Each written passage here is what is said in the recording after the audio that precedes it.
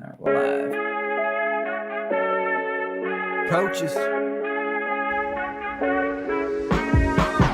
Blow the whistle, ay. Blow the whistle, ay. Blow the whistle, they can't hold a flame against you, ay. Blow the whistle, blow the whistle, ay. Blow the whistle, got the game, it ain't no issue, yeah. Blowing the whistle, I had enough with you, the championship, it is gone. Ain't listen to you, I can't give it to you, cause you don't know what I've been on. This is the Coaches Podcast. What is going on, everybody? Welcome into the Fantasy Coaches Podcast. I am your host, as always, guys, Coach Steve. We're in for another fantastic episode today, guys. We are into April. It's April Fool's Day. I'll talk about that in a second. But it's rookie content. We're getting into the rookies. We're going to be talking about the rookies.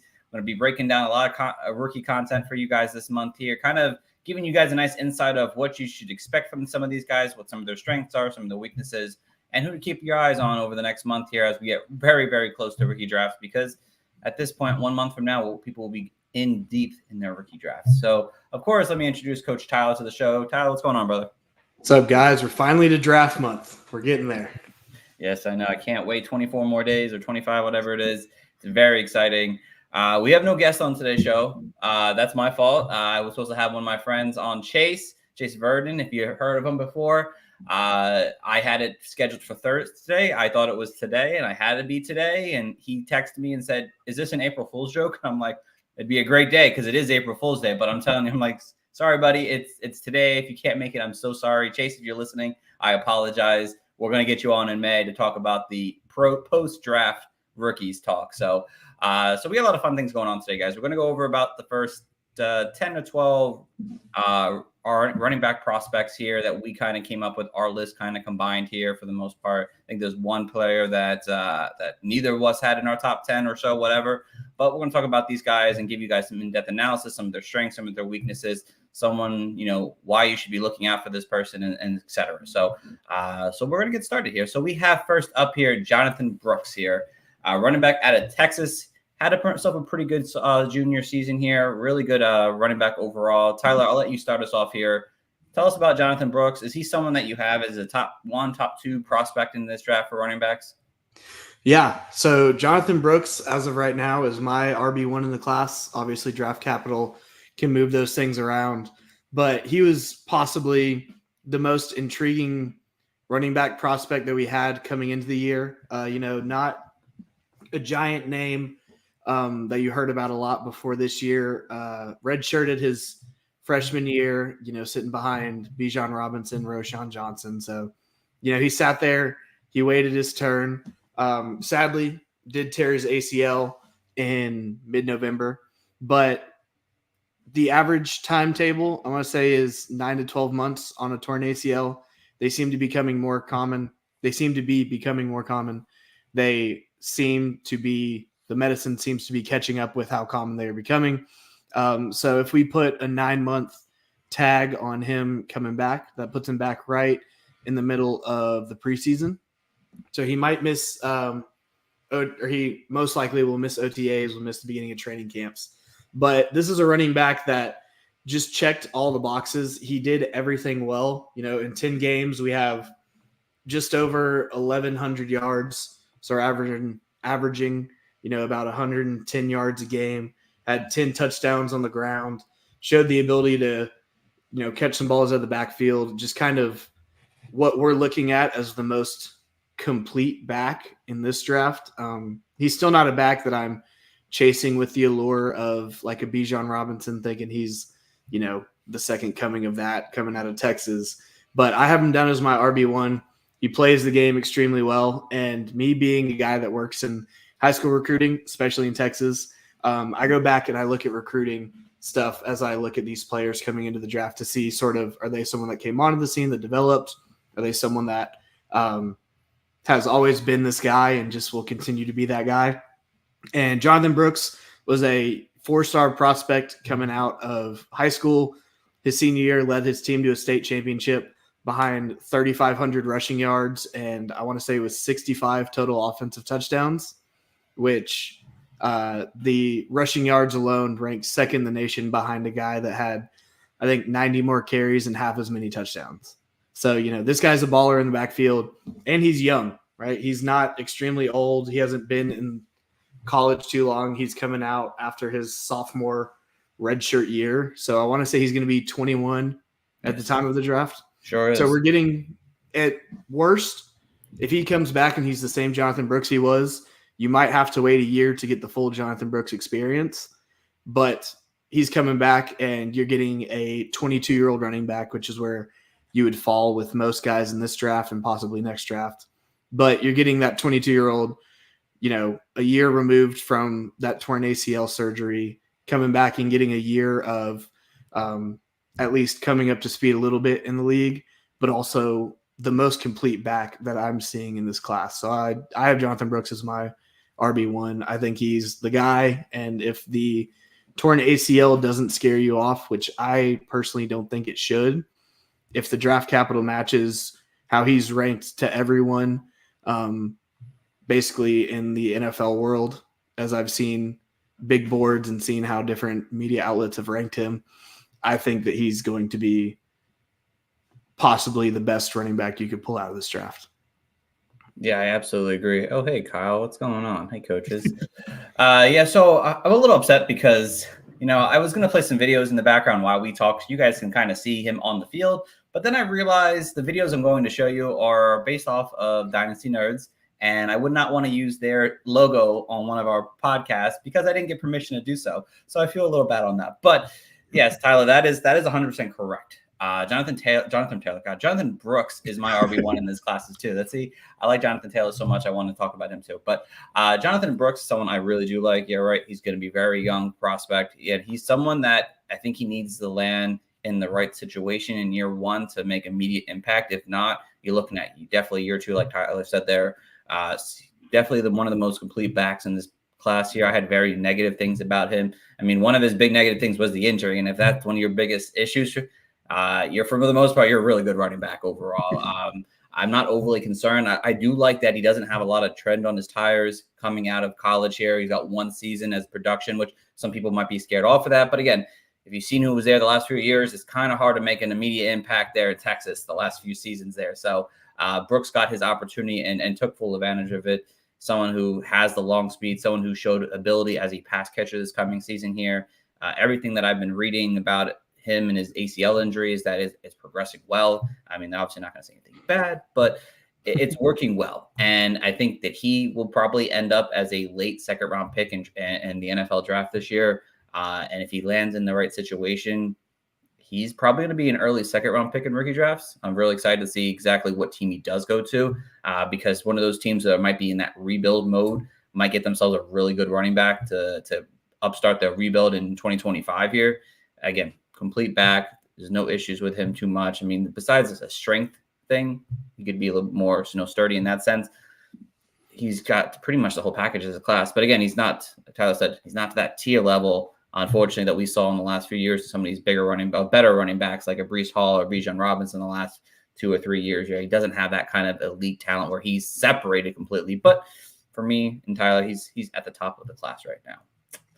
All right, over to the next prospect here, Trey Benson. Trey Benson here out of Florida State here. This past season here, Trey Benson. I don't have his thing up here. Yeah, 156 carries, 900 yards, 14 touchdowns. He had 20 receptions for 227 yards and another touchdown there. Tyler, you go ahead and talk about Trey Benson. Do you like Trey Benson? Is he in the top 3? Is he not? Some people are iffy, but some people have him as the top back in this class. So. Yeah, he's definitely in my top 3. The only thing that would really knock him for me is just kind of the inconsistency that we saw with him throughout the season. You turn on a Florida State game, especially, when Jordan Travis was healthy. You turn on a Florida State game, and if you catch it on the right snap, Trey Benson looks like the best running back in the nation. No one can touch him. He can be elusive. He can be physical. But then you watch a couple snaps later and, he has terrible vision and he's running into the back of his lineman and getting tackled 3 yards behind the line. He has the size. He came in to the combine 6 foot, 216. So he's got the size.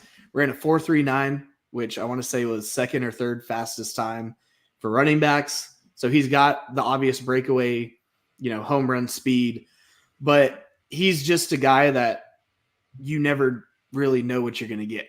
Sometimes you're going to get those big home run plays and he's going to, shock you and wow you. And you're going to get some other plays where, it looks like he might need to stay in college a year or two to kind of mature on some things. And so he's a guy that, with the strength of the running back class that we're getting this year, he's not a bad running back at all. I don't want that to be sort of what's coming out of this, but he's a guy that leaves a little bit to be desired and to mature on.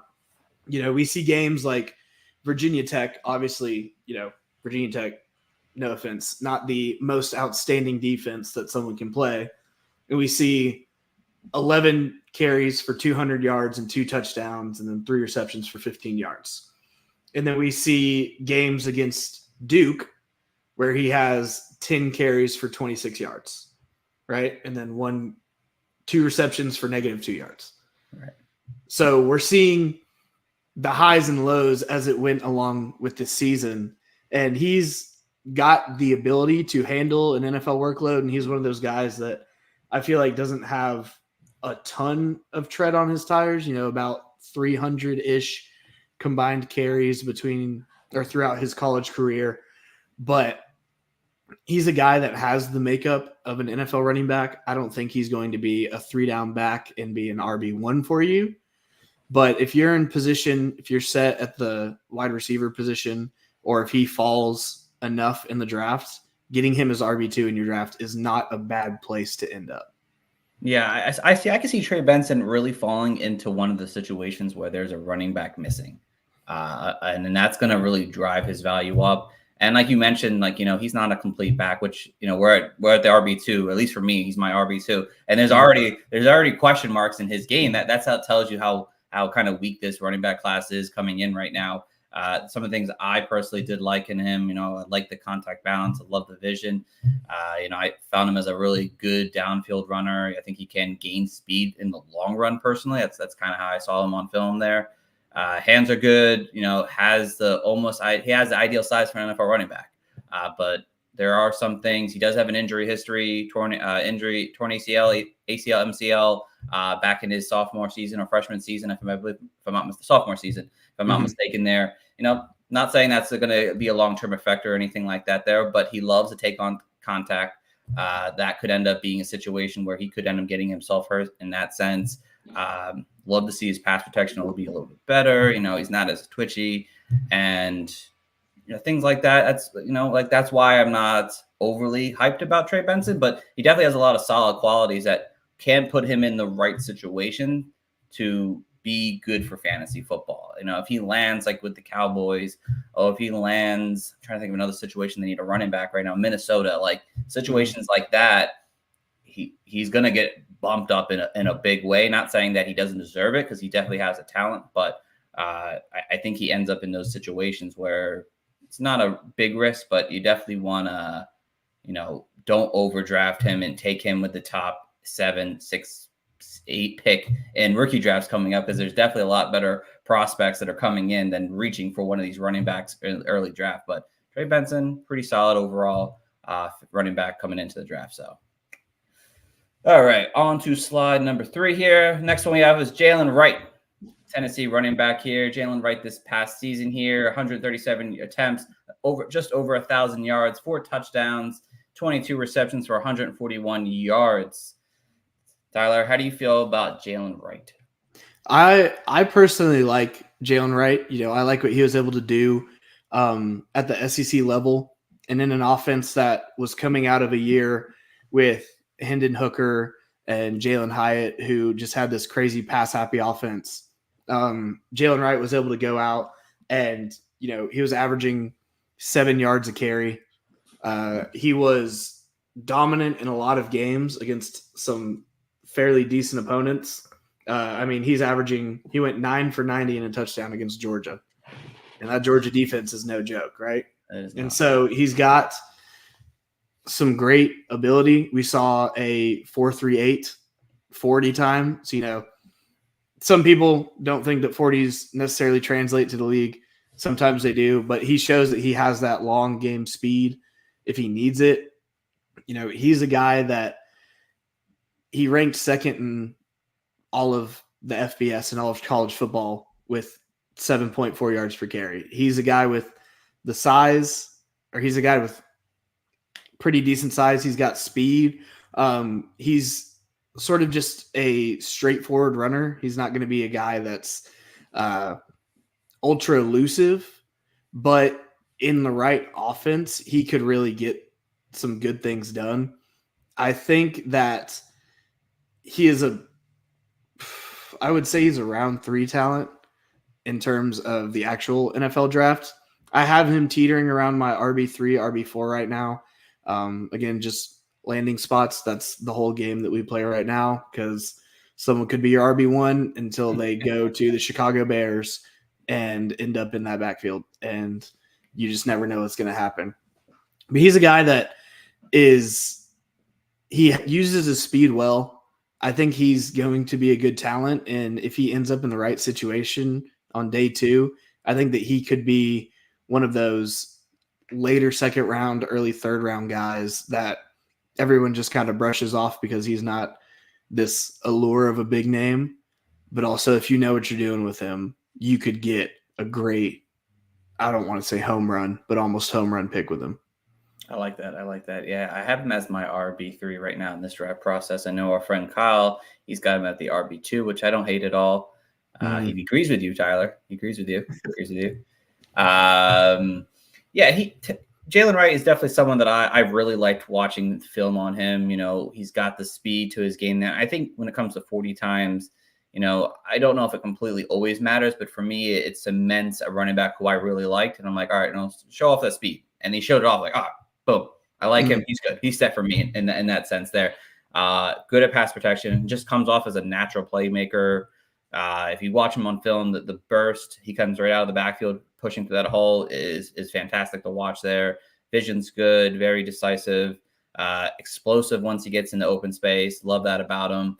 Again, there weren't too many things I disliked about him per se. I might probably should maybe put him to 2, but the only things, he doesn't have a ton of experience with his pass catching role. I'd love to see a little bit more out of that. 22 receptions is definitely nice, but besides that, this past season really wasn't too involved in the passing game.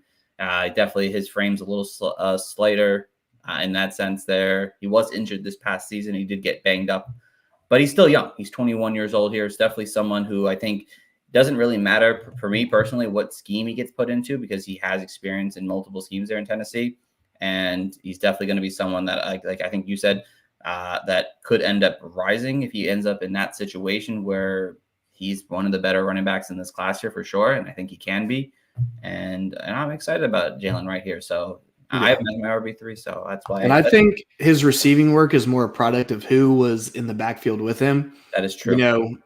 You have Hendon Hooker, who is going to, air it out downfield, and then he leaves, and we get Jalen Wright with Joe Milton, who, if he's not going to throw it 95 yards, he's going to tuck it and try and run someone over. And so I think he showed enough receiving for me to like what he is capable of there. I don't think it shows up on the stat sheet as much as it does in the little intricacies of it. But I think he's a guy that I'm not left wanting more out of the receiving game in terms of what he already put out.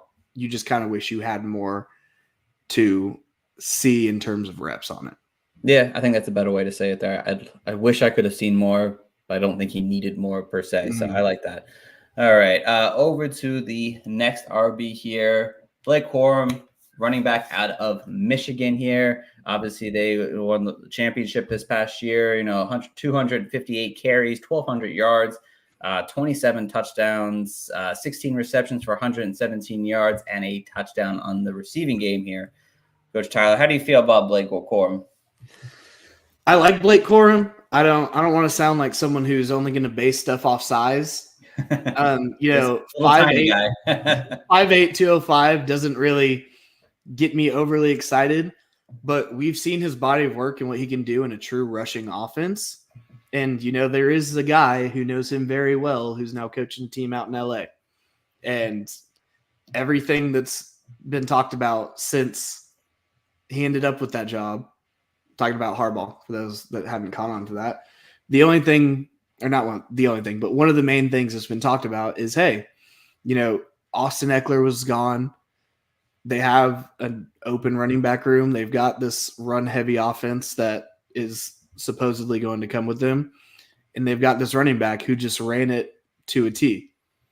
And so I think size doesn't help him, but seeing his body of work and what he's able to do really pushes him over for me. I still have him sitting here at he's between my RB4 and my RB6. It depends on the day and how I'm really feeling about him. But he is a guy, I don't think that his burst is going to really intrigue anyone. He's not, overly fast. I think he ran within the 4.5s at the combine. But his production profile speaks for itself. That Michigan team was those Michigan teams were fantastic Michigan teams. And he is a good running back, and he is a intelligent running back. What he might lack in the physical in terms of size, he makes up for with his brain and the way that he's able to understand timing in running schemes. And so he's a guy that, again, we're talking about these guys, him being my RB4 through RB6. That's not, go draft him in the second round. If he ends up in Los Angeles, maybe go draft him in the second round because we kind of know what we're going to get with him. But he's just a guy that I look at his production and it sort of makes me forget about his size. But I also look at, I don't want to say the lack of receptions, but the lack of receiving work in terms of, we had 24 receptions in 2021, and then we're sitting at 11 and 16 over the last 2 years, which have been, his big production years. And that's partially due to Donovan Edwards being there. But also it's just not the role that Corum plays. So he profiles as a 2-down back, and that's not the way that we've seen a ton work in the league, or at least the direction that it's going. But he's going to be a good grinder running back. He's going to get the short yards.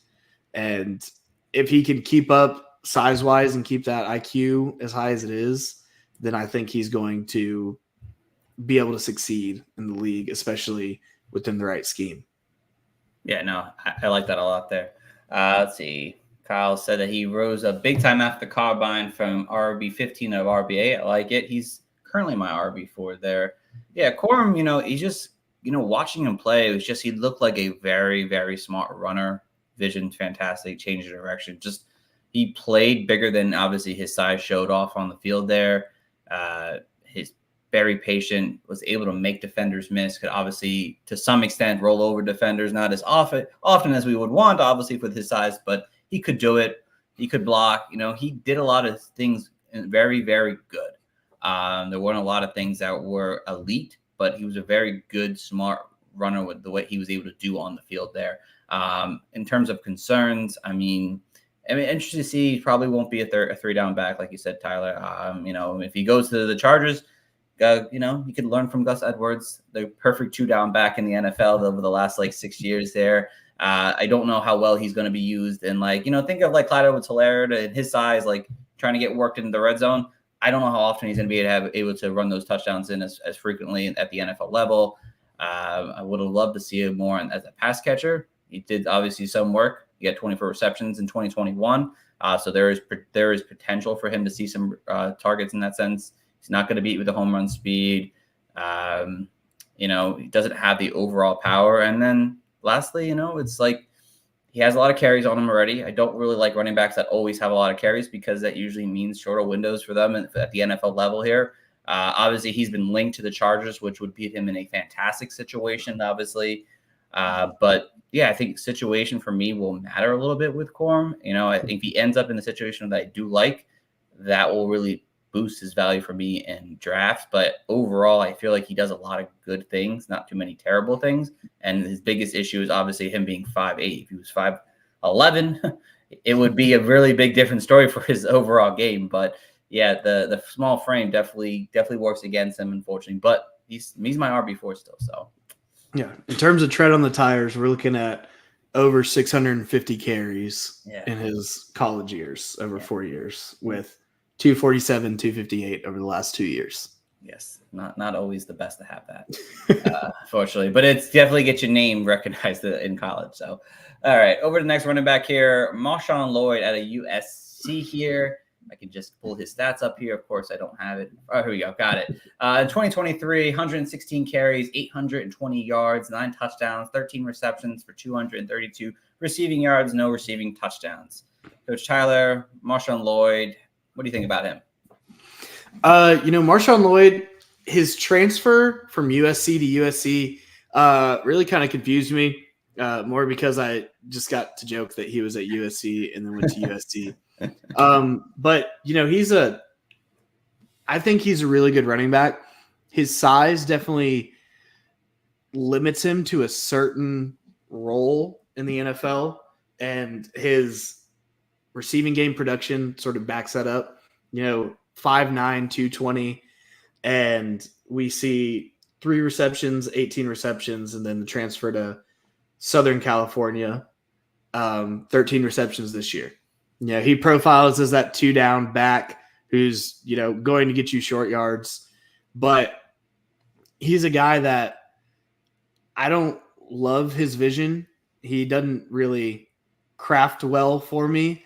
And we see a somewhat of an injury history, going through, coming into college. We have a torn ACL, and then we have time missed over the last 2 years. But he is a guy that he runs aggressive enough. He's able to fight off defenders as he's running. He's not one of those touch and fall guys. But he is a guy that has the ability to, he shows a little bit of speed, shows a little bit of burst. We've got a 4.46 40 on him. So he's not the slowest back in the world. He's got a little bit of movement to him. But he's not a guy that I am overly excited about. He's someone that could develop more and kind of add some different areas to his game in the league. But he's a guy that, sort of like we talked about with Corum, except he's got a little bit more size on him. He's just, I say a little bit more weight than height, but he's just going to be one of those 2-down grinders. And if he's not in the right system, I don't think he's able to be utilized for a way that is sufficient enough for fantasy use. Yeah, no. See, I've been somebody who's risen up on Lloyd over this draft process here. If you look at his college stats, you're like, he's just an average running back, 182 yards and only one season over 600 rushing yards. Like, is he really that good of a running back? I just feel like there are some good traits I do like about him. I like the acceleration. I love the explosiveness. I love the long speed that he definitely offers in his game there. He can make defenders miss. There's some untapped, I think, potential with his pass catching ability. I don't think there was enough shown there. Overall, if you look at USC and other stats, there's some big names there, and they're just like, it wasn't really that good of a team overall. The team itself wasn't good, but certain players are being highlighted, obviously, at the NFL draft coming up this year. You're right. Vision definitely was a concern here. Again, a lot of my likeness on him was what I saw during a lot of the Senior Bowl moments. I think he did pretty well at the Combine, his pro day. But he definitely has some things that needs to work on. He's not going to be someone who is going to get yards after contact. Definitely goes down pretty easily on tackles. Pass protection could use some work, obviously, at the NFL level if he's going to make it as a potential 3-down back. It's really hard that he's going to be per se. But there is upside to his game if he's puts into the right situation. Again, the Chargers would make a lot of sense in that sense because I feel like they have their bruiser back already, guy like Gus Edwards, and I think Marshawn Lloyd could be more of that lightning guy, that big playability that he could offer at the NFL level. But I have him as my RB5. Maybe I'm a little too high on him personally. I can admit that at some times when I'm wrong. But I think the explosiveness that he offers excites me a lot there. So that's why I have him at my RB5 currently. So All right, Kyle, tell us how low he is. You told us you don't want to know how low. I want to know how low, man. Tell me how low is he? Well, he had Blake Corum as 18 or something, so we might not. Well, he might be an undrafted free agent. All right, next running back on the list is Will Shipley here out of Clemson here. Shipley this past season here. Where's my stats at? Shipley, there he is. 167 carries, 827 yards, 5 touchdowns, 31 receptions for 244 yards, and 2 more touchdowns. He did miss some time, and he did get injured at the end of the season. Oh, there we go. Lloyd is RB16. Yeah. Oh, that's fair. Wow. That's fair. So Coach Tyler, I did not have Will Shipley in my top 10. So tell us why he should be in the top 10 in your eyes. I had him in the back end of my top 10, honestly. Okay. So still top 10, but Shipley's just a guy that I really liked watching going through college. It was just kind of, he could beat you in a lot of different areas. And, playing in the ACC, he's playing against some good defenses. He's not playing against, like SEC level talent every game, but he is a good running back. He's just one of those guys that's an athlete. We see pass catching work the last 2 years, 38 receptions and 31 receptions, which, we don't see that out of especially a lot of backs in this class. So we see the pass catching work. We've got decent size, 5'11", 206, a little bit on the slimmer side compared to some of the guys that we've talked about. But that's just kind of how he plays his game, right? He's a dual threat. He can beat you on the ground. He can beat you in the air. There is a little bit left to be desired in terms of how he runs the ball. He's a lot more of a change of pace guy to me than he is a, RB1, but also that change of pace with the ability to be a receiving threat really, I don't want to say excites me, but really solidifies the fact that he would be in my top 10, especially with, depending on your scoring. If you're playing in a standard league, he's probably not overly attractive to you. But in a class that lacks a lot of pass catchers that can also be solid running backs, at least in terms of most people's top 10s, I think Shipley is the best pass catcher out of, I would say, at least the guys we're talking about today, if not one of the best. And he does it in a way that he's able to also be a true running back and actually take care of the ball. That's fair. I mean, he definitely has some excitingness to his game overall. Obviously, the receiving skill set, over 30 receptions the last 2 seasons here. I think he can be kind of used as a weapon all over the field to some extent. You can put him out. You can put him out in the slot. He obviously plays out of the backfield. Vision's very good.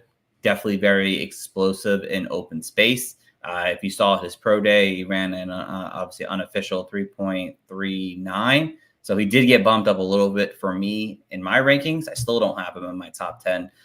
Some of my concerns with him, I just feel like, to me, the biggest thing I feel like is durability. Looking this past season, watching him play compared to the last season, I feel like he isn't going to be someone who could be a true 3-down back.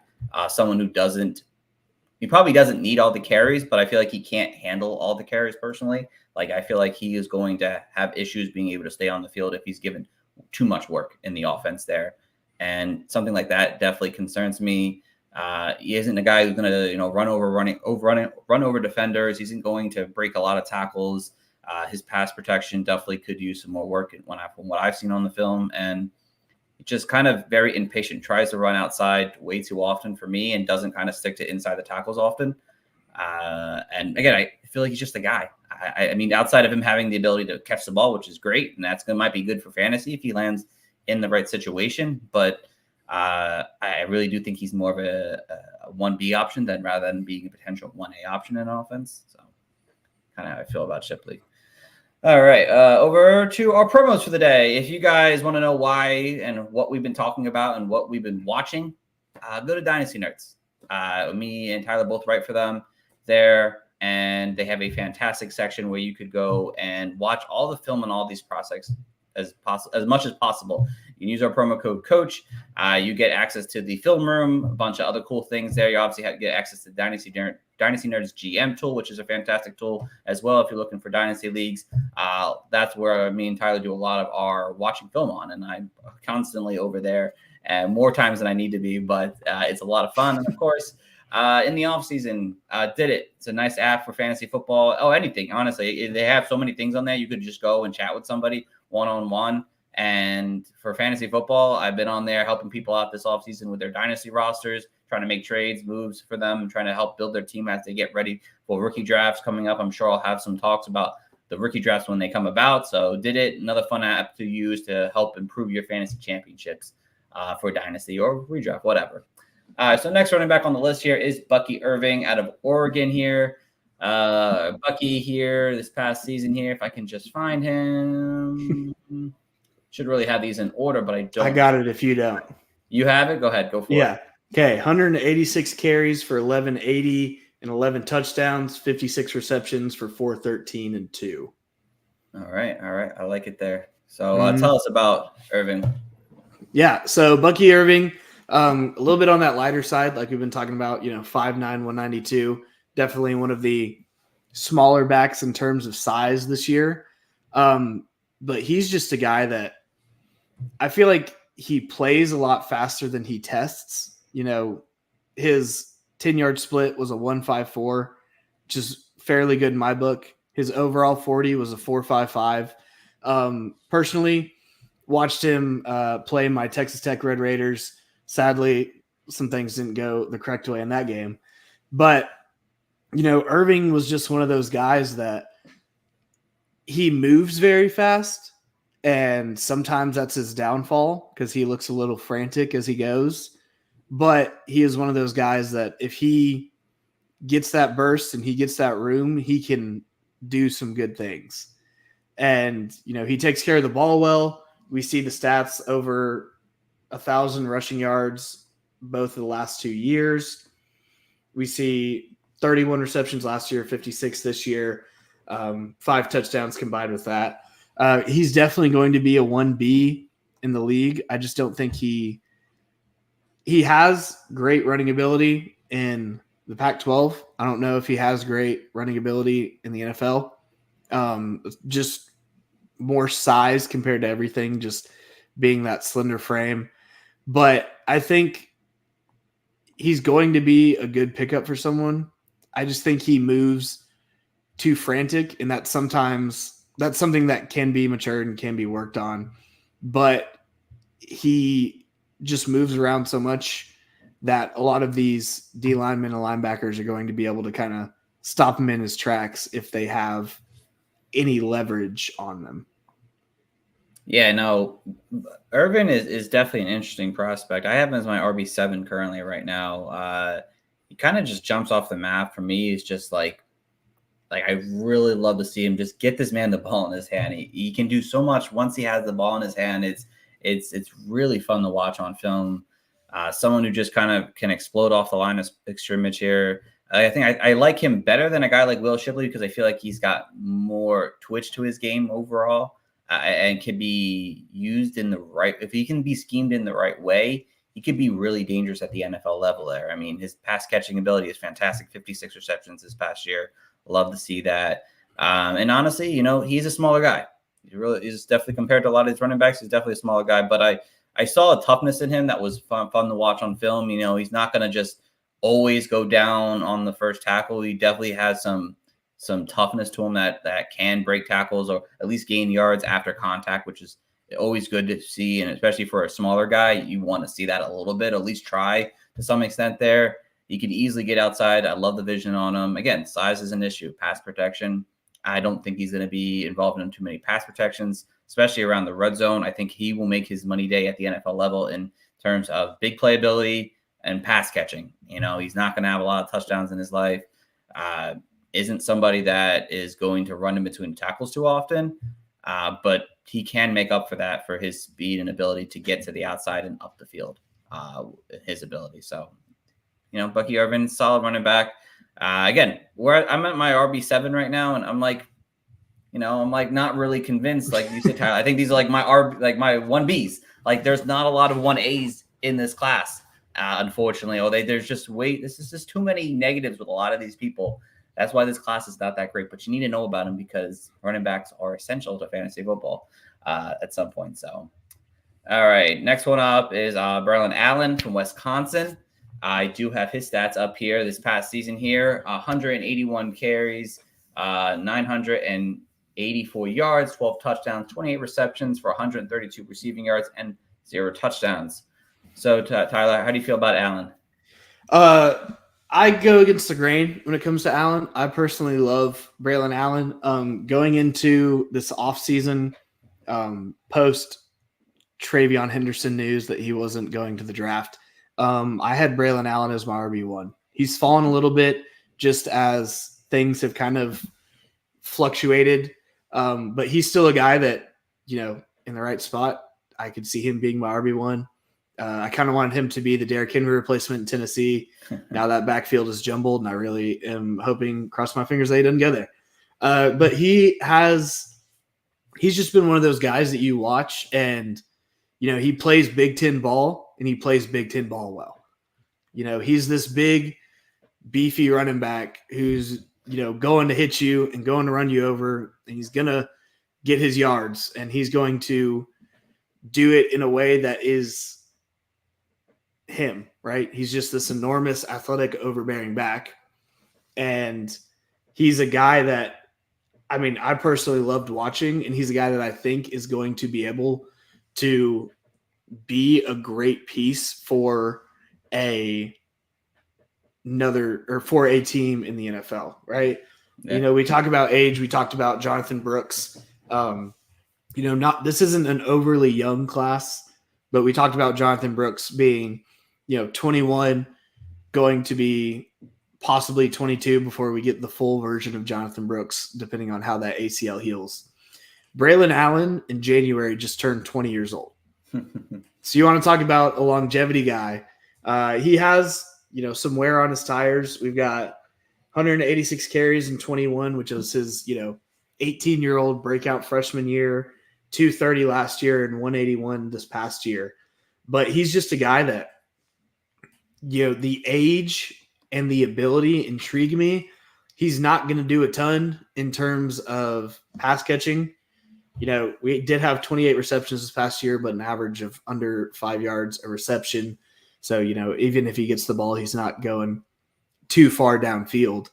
But he's a guy that I like in terms of getting north and south. And sometimes that's, just the old head in me watching football. Some guys try and do too much and get stuck and don't gain a single yard, where if they just put their head down, they would have gotten at least 1 or 2, right? And so he has good enough footwork to be semi-elusive. I don't want to say fully elusive because this is a, 6'1", 235-pound man.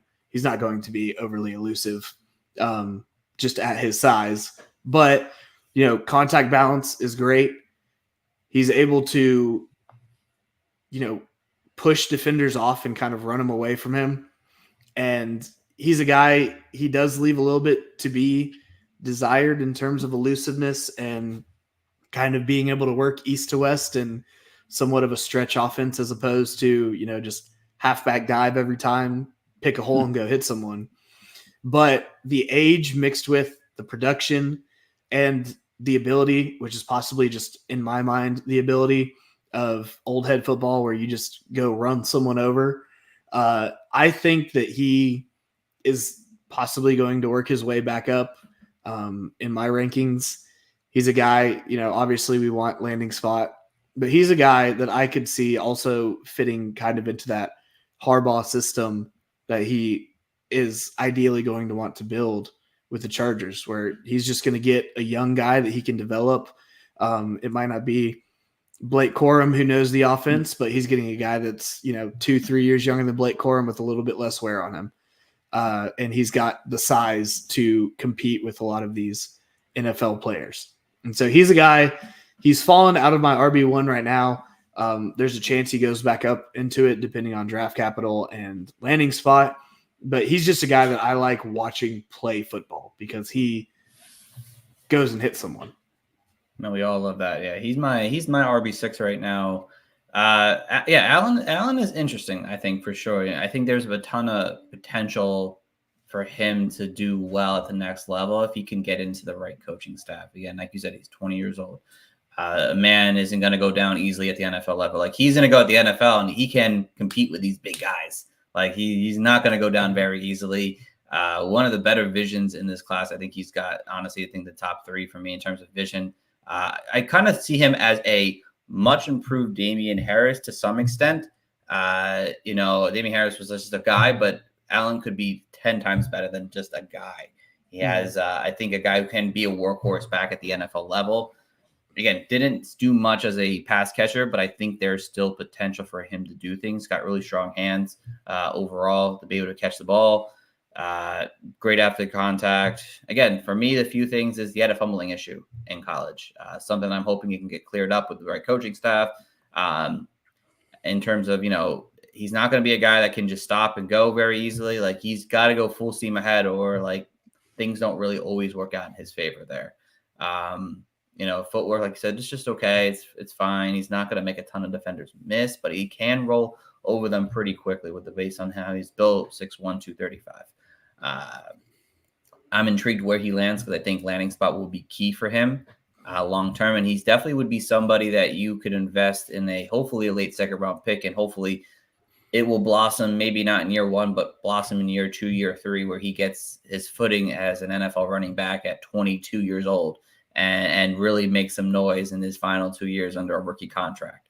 So I'm excited to see what he's able to do. And Braylon Allen is one of those guys, as we get into draft season, especially for podcasts and shows like we do, this is one of those reasons that we promote Dynasty Nerds as much as we do, because you can go look at 10 different articles or watch 10 different podcasts, and you're going to get 10 different answers on guys like Braylon Allen.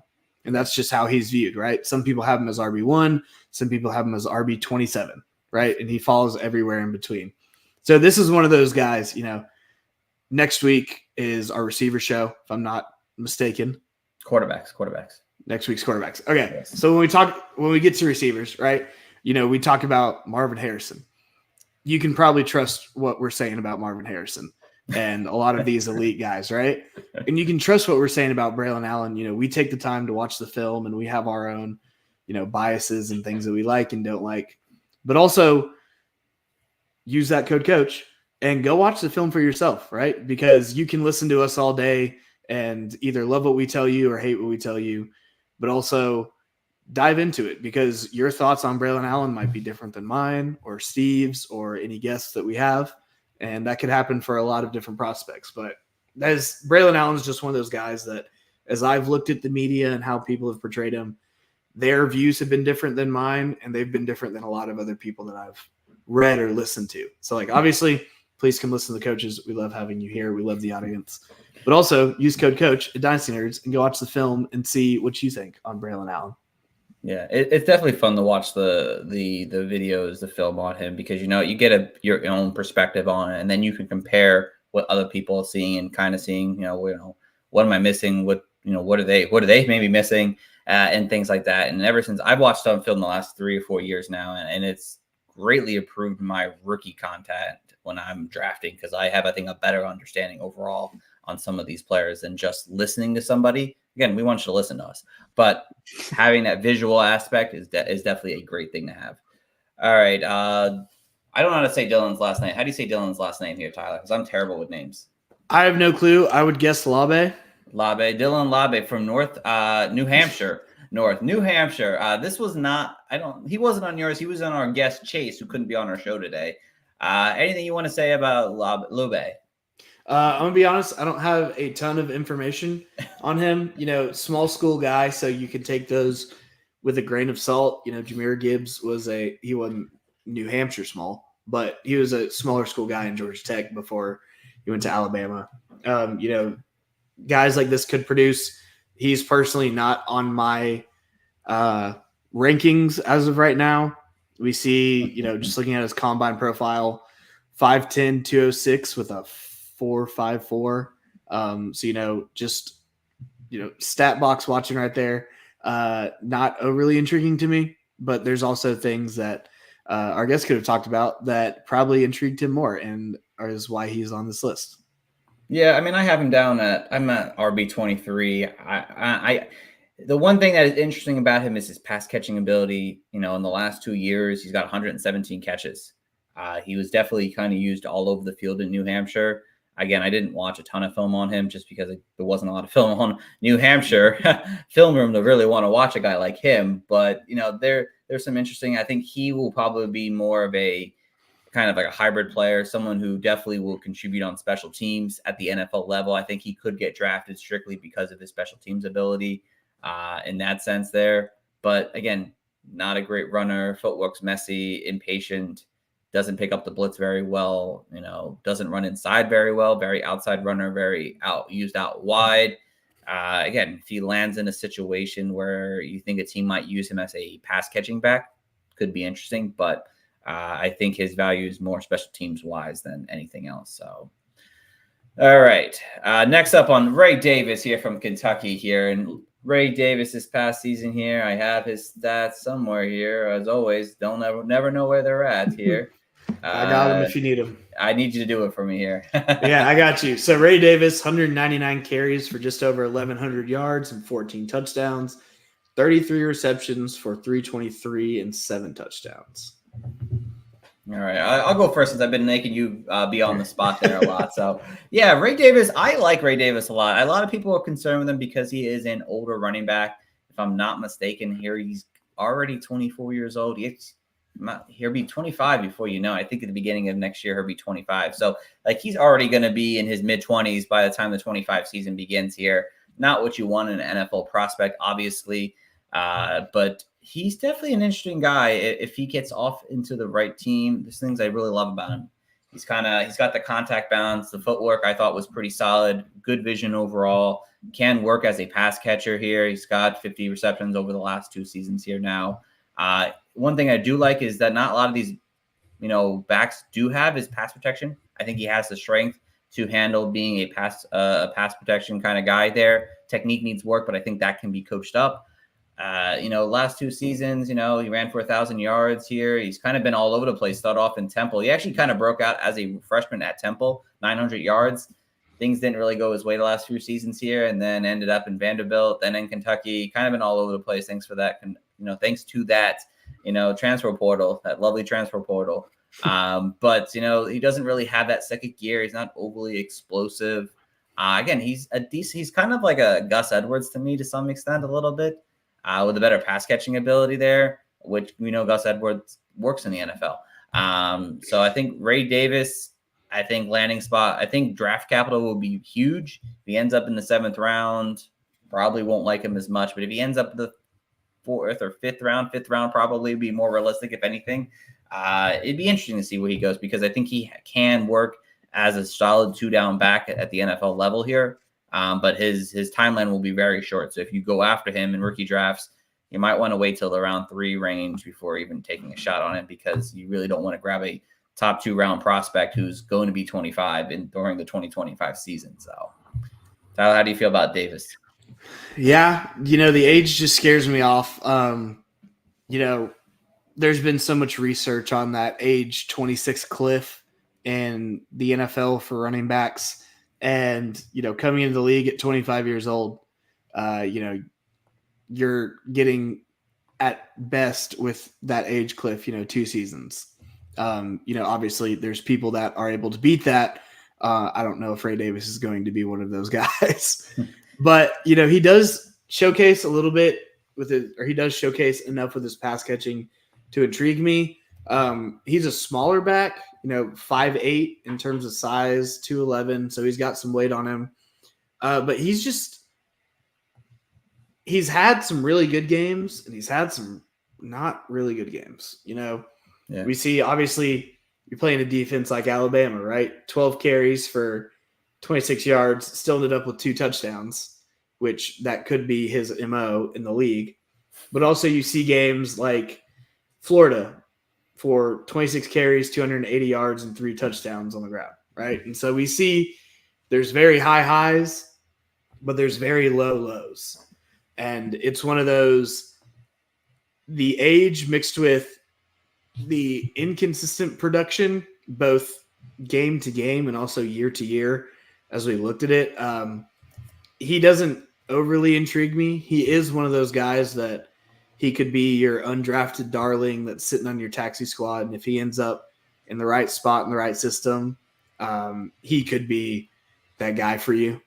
But at the same time, he's not a guy that I'm actively chasing after in my drafts, just with a lot of the factors that are mixed in that we've kind of hit on. All right, I like it. All right, over to the next running back here. And I'm terrible with pronunciation here, Tyler, so I'm going to need you to help me out once again because I don't want to butcher anyone's name. So help me out. I know this one. This is Audric Estime. Audric Estime, there we go. All right, Audric Estime, guys, thank you so much. You'll learn if you keep watching. I'm terrible with names. In 2023, 210 carries, 1,300 yards, 18 touchdowns, 17 receptions for 142 yards in the air, 0 touchdowns. Tyler, how do you feel about Estime? Estime is a guy that I really liked watching in the league. I feel like testing-wise, his combine didn't blow me away. 4.7, 140. Like we talked about, 40 is not everything, but it can be something that moves guys up and down. He definitely plays faster than he times out, but he's a strong back, 5'11", 221. So he's got that kind of prototypical size for a 2-down running back. But we also see he's got a little pass catching work, nothing insane, but 17 receptions for 142 yards this past year, averaging over 8 yards a reception. That means he's not necessarily just the check down guy sitting 2-3 yards off the line of scrimmage, but he's a guy that can hit people. He has good enough footwork for me to like him in terms of his size. He has the ability to make a guy miss every once in a while. It's not going to be, breaking ankles all the time, but he has the ability to, make those cuts, get around guys.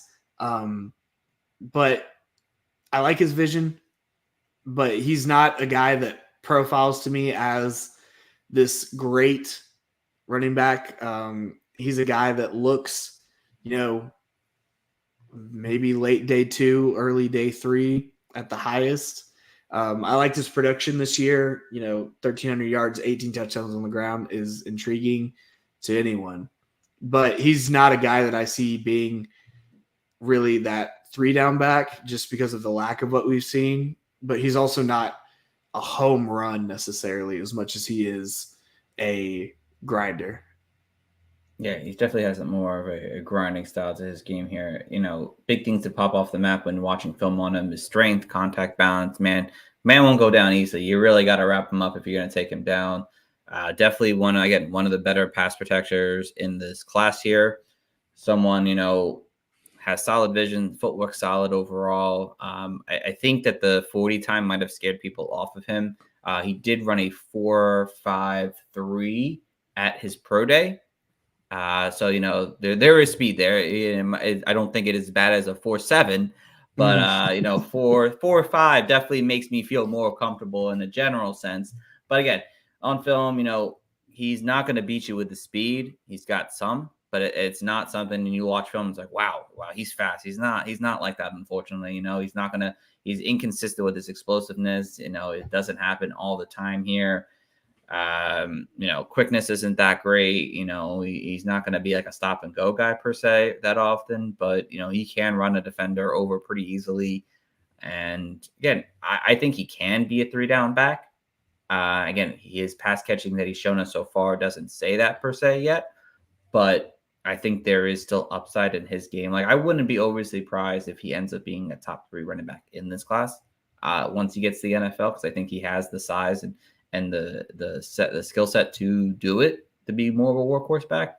But again, landing spot will be key. If he falls into late round 3, day 3, then what running back NFL teams think of him. If he falls into early day 3, which I think that's where he goes, round 4, there's some potential there for him. All right, and last but not least, again, Tyler, I'm gonna need your help again on this one, my friend, because I don't really want to mess up my boy here.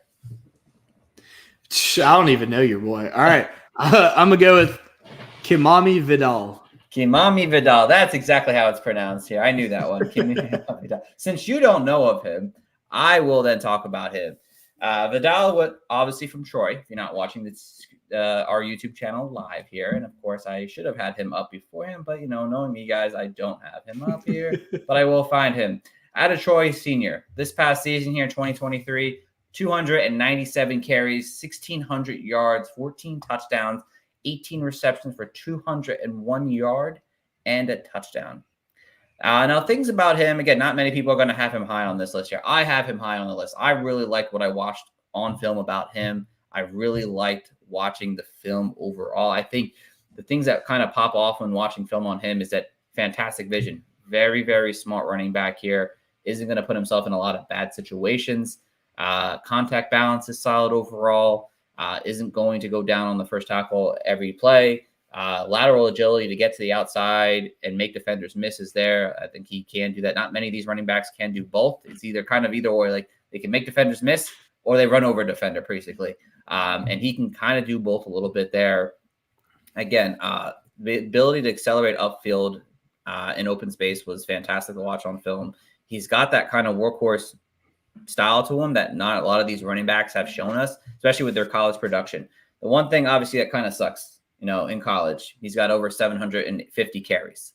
Not overly great. That's why he's down at my number 10 running back overall. But he can show that he can be a workhorse running back. Receptions in the passing game, 92 receptions over his career. He can work in the passing game. He can do that there. Again, he does love the bounce outside a little bit, obviously. The level of competition playing for Troy definitely leads something for the imagination there. But, we've seen small school guys come out and be able to produce at the NFL level. So I'm not overly concerned with that. Blocking, could use a better at blocking, doesn't do that as well. But for me, I feel like there is a lot of solid things about him that makes him very intriguing for the NFL level there, where if he had, I think, round 5, round 6 capital, which I think he can do that personally, it'd be very interesting because I think he has one of those workhorse type of potential in him that not a lot of running backs in this class do. But because he's coming from a small school, the level of competition, you don't know if he can do it at a NFL higher level. But showing it off as a smaller school, to me, it's intriguing and being able to do that. And I think he did pretty well overall throughout this draft process. Combine scores were pretty solid, 4.5 running back here. Very intrigued about Vidal at the NFL level. So I will say, quick Google search. Sadly, he does not fall into the all-name team for the draft. It is not Kimani. It is Kimani. Kamani. Kamani. I spelled it wrong. Probably that's why. Yeah, Kamani. Yeah. As the new name guy for this show. Kimani Vidal. Yeah. All right. Well, that's okay. I like him. Definitely watch the film on him. You should definitely. I think it was good to watch. So, but yeah, that's all the people we have today, guys. Tyler, is there anyone else you want to mention that real quick? Anyone you want to briefly run over that we might have not mentioned? A couple guys that have just been getting a lot of buzz. Isaac. This is where I need a name guy. Isaac Gurriado. Yeah. Out of Louisville, the guy who ran the fastest 40 time at the combine. Yeah, that guy. He obviously that gets teams' attention, and he did that at 6 foot 225 or 221. Yeah, 6 foot 221. Overarching speed. He was a guy that came out of Wisconsin. So, he was going to be stuck behind Braylon Allen. Didn't want to be stuck behind Braylon Allen. He's got the size. He's got the speed. He can hit guys if you need him to, just because of his size, right? He plays that special version of football where he's fast enough to beat you on the ground, but also if safeties are coming at him, he's big enough to where he's not just an instant fall down guy. Obviously the 40 pushed him over and really put him in the limelight. But he is a guy that has size and speed, which is not something that many people in this class possess. So he could be an interesting guy for you to look into. Obviously, like we keep talking about draft capital, how these teams view these players is a lot of the time how they are going to end up in the NFL. And so draft capital, it's a big thing. We saw John Ross go from a second, third round receiver to like number 9 overall a couple years ago because of his super fast 40, breaking the record. This isn't a record breaking time, but this is a guy that has the speed, but also he's not showing the speed at 5'8", 175 pounds. So he's an interesting guy to look into. Another name that I've just seen circulating a lot. I think we mentioned him last week, actually. Rasheen Ali. Yes. 5'11", 206 out of Marshall. Not the size guy that we talked about, but he is just elusive and really creates his own way.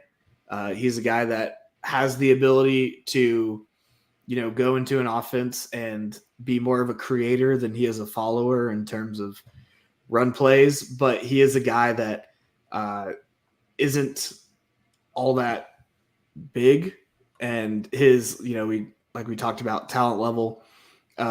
He's on that slimmer side, but we talk about talent level with Marshall. Same thing like we just talked about with Troy.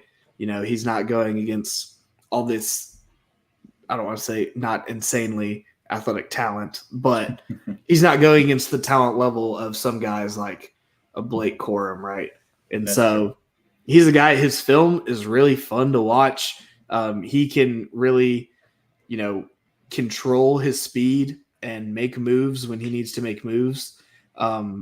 But he's an interesting guy. He's one of those you kind of have to take the shot with him coming out of Marshall. But again, we look at draft capital, right? If a team invests, day 2 draft capital into this guy, he just might be someone.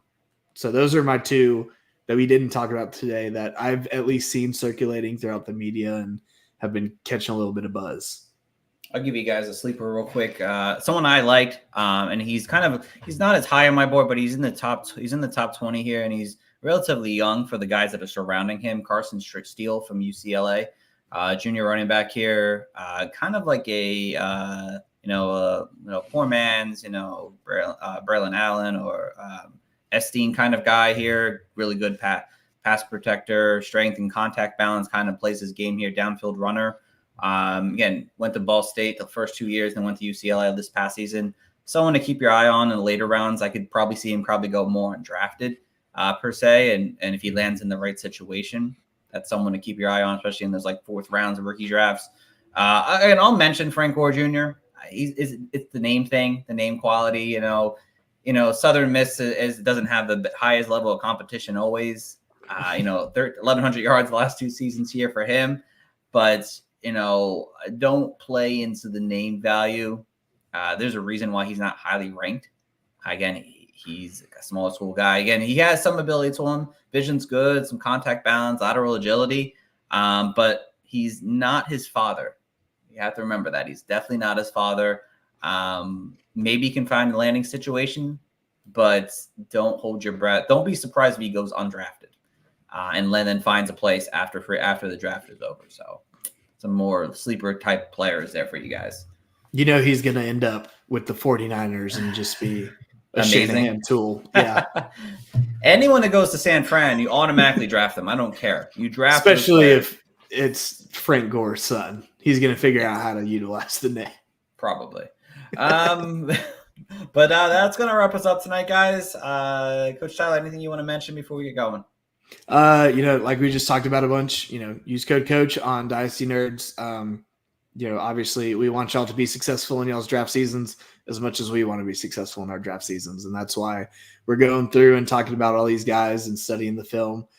So, go through, study the film yourself, use what you see and see if it matches up with us. If not, come comment on our next show and tell us about it. If so, Come comment on our next show and tell us how right we are and how amazing our show is. But yeah, use code coach, Dynasty Nerds. Thank y'all for tuning in. We love doing what we do. Absolutely, guys. And we obviously all appreciate you guys listening, whether you're listening live on our YouTube channel or on X, or if you're listening live on Spotify, Apple Podcasts. We do appreciate it because, we don't do this we do this just for fun sometimes, but we definitely do this to help you guys out because we like helping people out and like helping people be successful at fantasy because we do. Again, we'll be back next Monday. We will be on Monday. Yes. We might be at a little bit of a later show. It might be a 9 p.m. show. So tune in for a little bit of a later show that day, but we'll be talking quarterbacks. We're talking quarterback prospects there. We'll be going through that countdown there with another member of Dynasty Nerds or former member. I don't know, but we will be talking quarterbacks, which is a very interesting position. Obviously there's a lot of good ones we need to talk about. We might spend more than half the show on 4 of them. So, so we thank you all for listening. Tune in till next time, guys, and y'all have a good one. Back to back is not far-fetched. We gotta